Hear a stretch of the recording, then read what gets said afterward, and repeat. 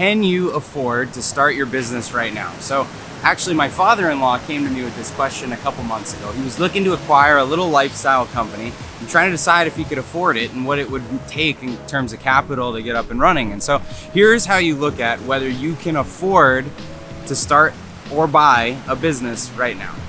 So first of all, do you have risk tolerance? Because most likely you can afford it, you can figure it out if you have the tolerance to take on that risk. So you've got to know, first of all, that you're in it, that this is what you want. So assuming that's a yes, let's talk about how you know if you can actually afford the business.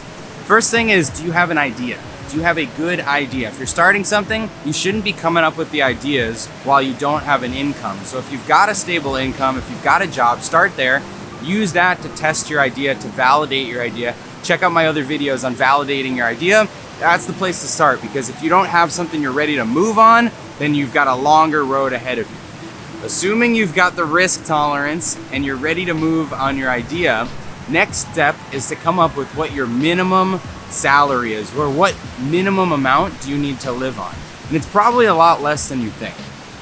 Add up your rent, add up your food, add up maybe your car payment, or sell your car and do Uber. You know, like, what can you do? Get a roommate. What can you do to bring your living expenses down as low as they can possibly be?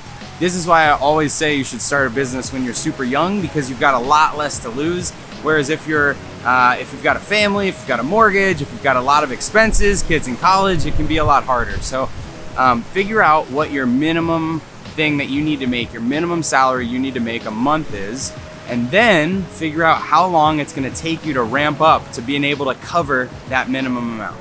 So if you're buying a business, this is a little easier because you can look at that business's positive cash flow or their monthly profit to see what it would take to ramp up to cover your salary. Or maybe there's an owner already in place and you're just taking over the salary of that person. But if you're starting from scratch, you need to figure out, how do I be scrappy and build up to that salary? Is it going to take me 2 months? Is it going to take me 3 months, 6 months? Try to be conservative with this. Then you want to make a simple spreadsheet that shows your money in and your money out. So your money out will be all of your expenses, and including your salary.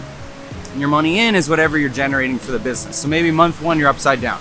Month 1, you need to make $4,000 for yourself and you only make $2,000 with the business, so you're upside down $2,000. Month 2, you need to make $4,000 for yourself, you're $3,000 in revenue for the business, so you're upside down $1,000. So you see where I'm saying?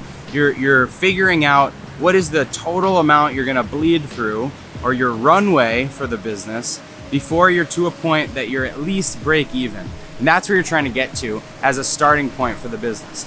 So if you can afford that ramp up time, that first few months of being upside down, take that amount of cash and then add it to any startup capital you need.